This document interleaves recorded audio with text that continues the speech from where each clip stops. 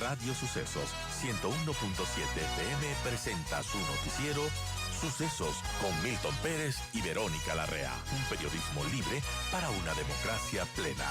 Los hechos y las opiniones de los sucesos que marcan nuestro tiempo.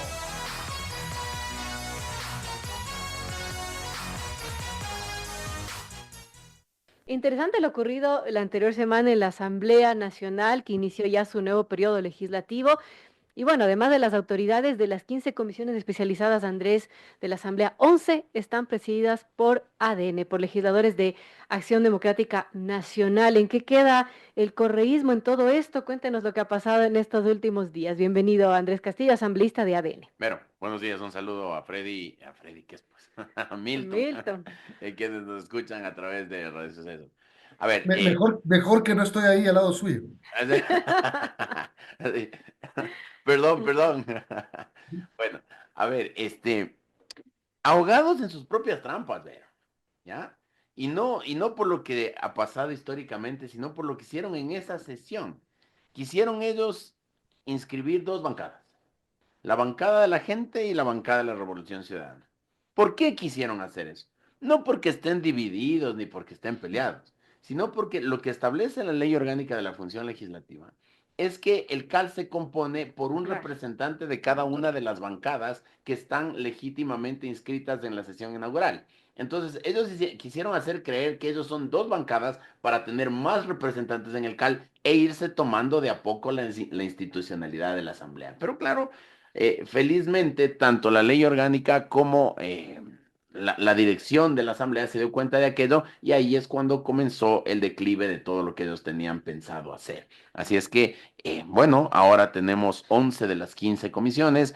Hay dos comisiones que las maneja la Revolución Ciudadana, hay otras dos que las maneja el Pachacuti y bueno, la representación en el CAL está debidamente distribuida entre todas las organizaciones representadas dentro de la Asamblea. Ahora, más allá de que se le esté dando de su propia medicina al correísmo, el acuerdo que tienen ustedes como bloque oficialista para tener la mayoría es un acuerdo que se puede decir sólido, es un acuerdo que se puede decir que es a largo plazo o va a ser digamos, por momentos, por leyes, por situaciones específicas. Los acuerdos políticos dependen de la palabra de sus integrantes, Milton. Y nosotros hemos llegado a acuerdos, se ha conversado, obviamente esa es la razón por la cual hubo los votos del día miércoles, por la cual hubo los votos del día viernes para constituir las comisiones.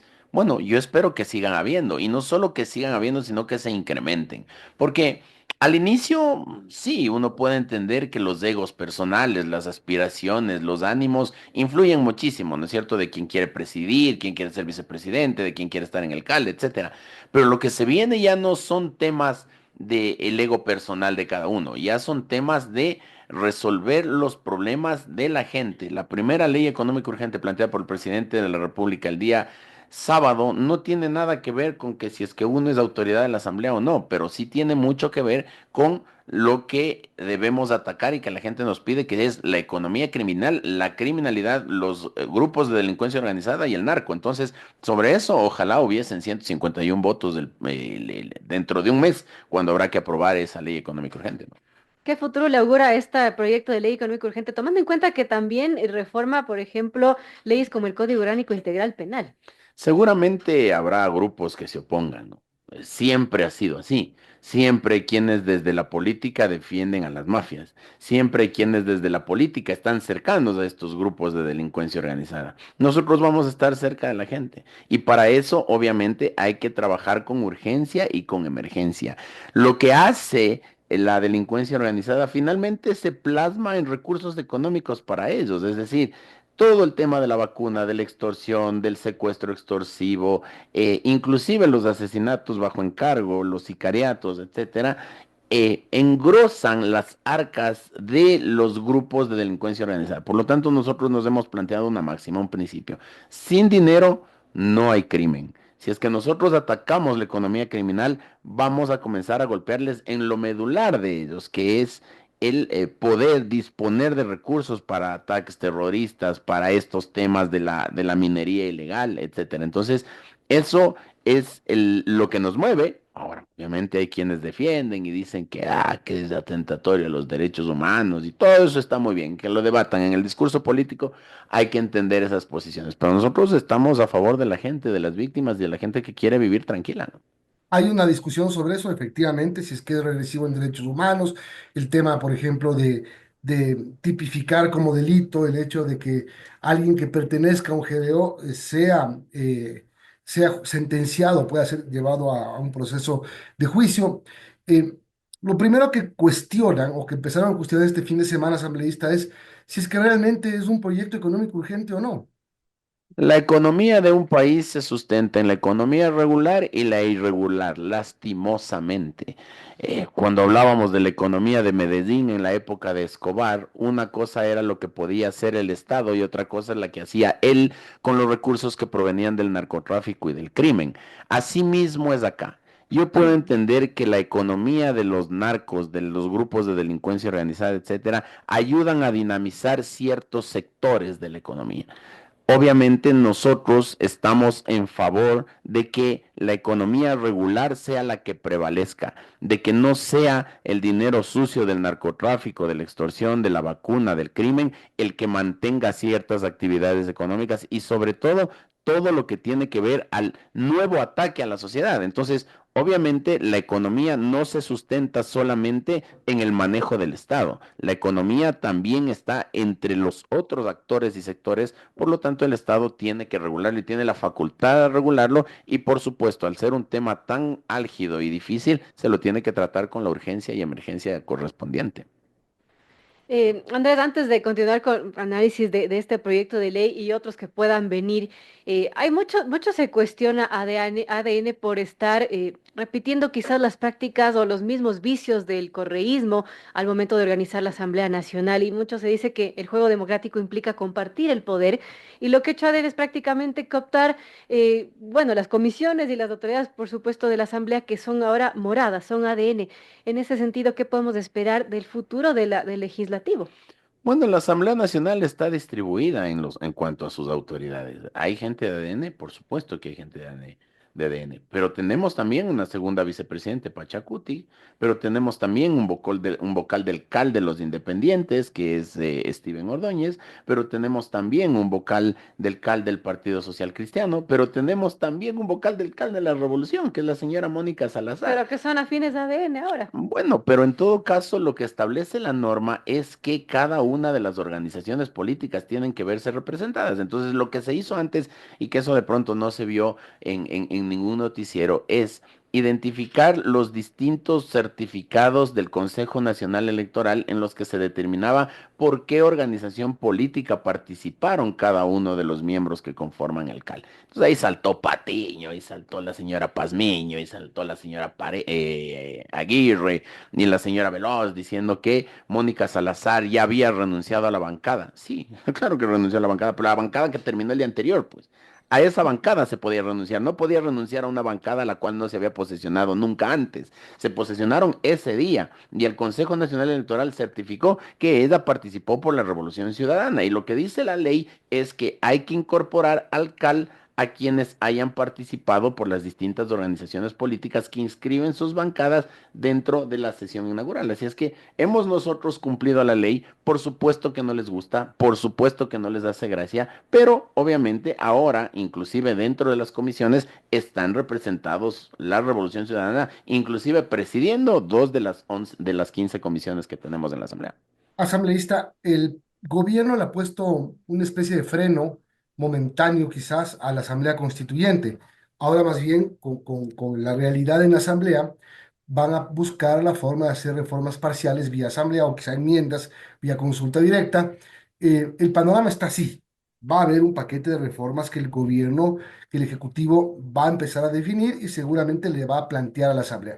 Para ese tema sí se necesita estar en una mayoría, digamos, consolidada y sólida, ¿no? Una mayoría que no sea por tema, como le dice una mayoría móvil, sino una mayoría permanente para que se puedan sacar las cosas que el gobierno necesita hacerlos y evitar así una constituyente que puede ser riesgosa para el mismo gobierno.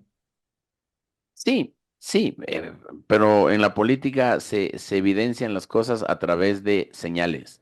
Hoy, por ejemplo, se estará constituyendo la Comisión Ocasional de Reformas Constitucionales en la Asamblea Nacional para estar listos a lo que suceda con respecto a la iniciativa del presidente de la República. Lo que tenemos que entender es que el presidente planteó en campaña la reforma constitucional, la reforma política. ¿Puede ser a través de Asamblea Constituyente? Sí, puede ser a través de Asamblea Constituyente. ¿Puede ser a través de un proceso de enmiendas? También. ¿Puede ser a través de un proceso de reformas? También.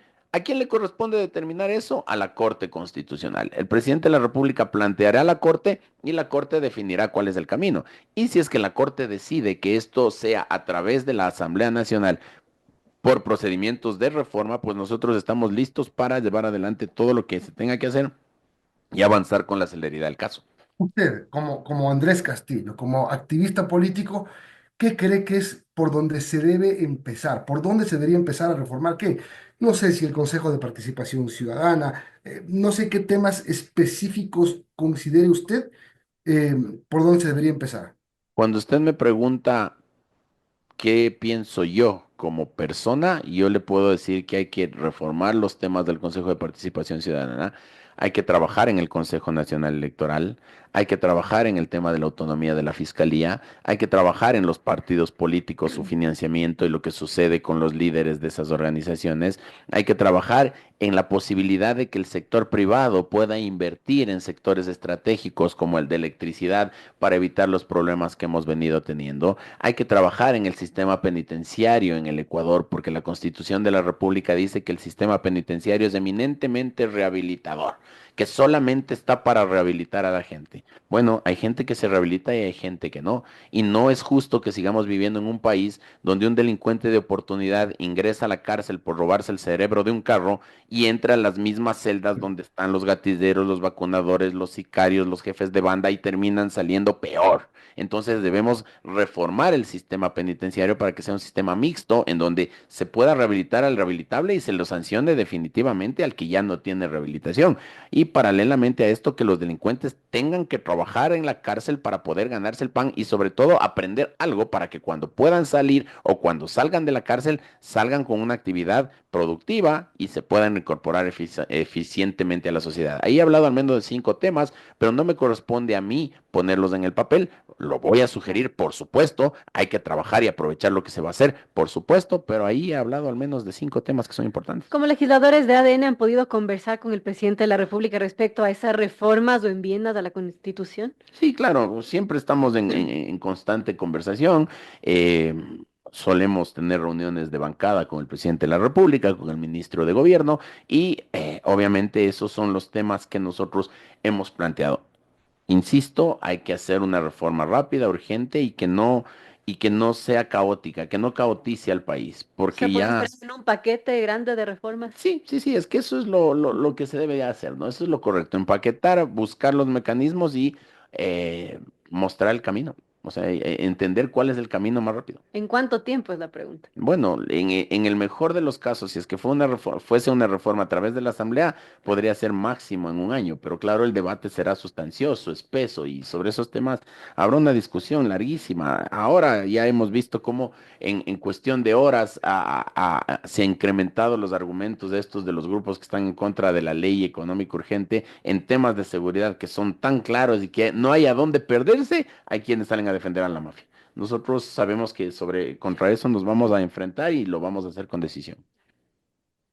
Bien, gracias asambleísta por habernos acompañado. Estaremos pendientes. Semana importante en la asamblea. La segunda semana ya tienen trabajito. Así que a darle duro. Buen día. Ahí hay que darle. Un gusto, Milton.